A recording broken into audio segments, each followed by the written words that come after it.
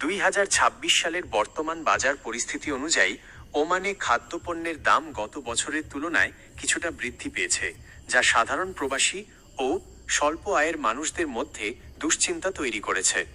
ওমানের জাতীয় পরিসংখ্যান ও তথ্য কেন্দ্রের NCSI সাম্প্রতিক রিপোর্ট অনুযায়ী এবছরের শুরুতে খাদ্য ও পানীয় পণ্যের মুদ্রাস্ফীতি উল্লেখযোগ্যভাবে বেড়েছে। ওমান বাজারের বর্তমান পরিস্থিতি এবং প্রবাসীদের ওপরের প্রভাব নিচে তুলে ধরা হলো। কোন পণ্যের দাম কত বাড়ল?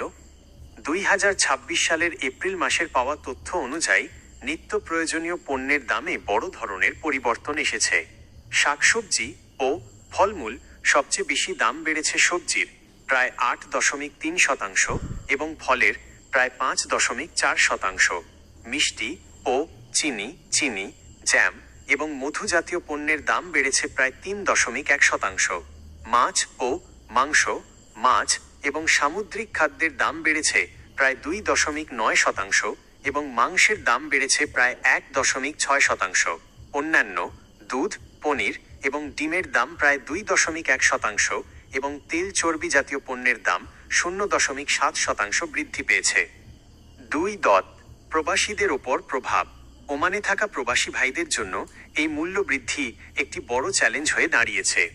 জীবনযাত্রার ব্যয় ফেব্রুয়ারি 2026-এর হিসাব অনুযায়ী ওমানে সার্বিক মুদ্রাস্ফীতি 2% পৌঁছেছে।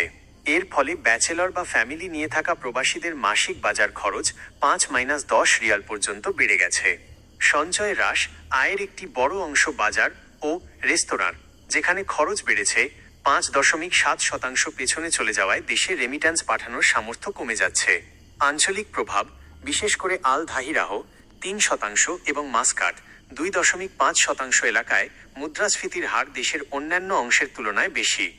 3. সরকারের পদক্ষেপ। Consumer protection.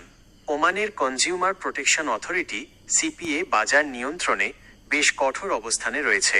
সতর্কবার্তা। 2026 সালের মার্চে এক বিশেষ নির্দেশনায় CPA জানিয়েছে, সরকারি অনুমোদন ছাড়া কোনো পণ্যের দাম বাড়ানো আইনত দণ্ডনীয়। বাজার মনিটরিং, আবহাওয়া বা অন্য কোনো কারণে সরবরাহ ব্যাহত হলে কেউ যাতে কৃত্রিম সংকট তৈরি না করে সেজন্য মাঠ পর্যায়ে নিয়মিত অভিযান চালানো হচ্ছে। জরিমানা। গত কয়েক মাসে অনেক ব্যবসায়ীকে নিয়ম লঙ্ঘনের দায়ে জরিমানা করা হয়েছে। প্রবাসীদের জন্য কিছু পরামর্শ। বাল্ক কেনাকাটা, চাল, ডাল বা তেলের মতো শুকনো খাবারগুলো বড় দোকান বা হোলসেল মার্কেট থেকে কিনলে কিছুটা সাশ্রয় হয়। 2. অফার চেক করা। লুলু, নেস্টো বা সুলতান সেন্টারের মতো সুপারমার্কেটের সাপ্তাহিক অফার বা প্রমোশন দেখে বাজার করা বুদ্ধিমানের কাজ হবে।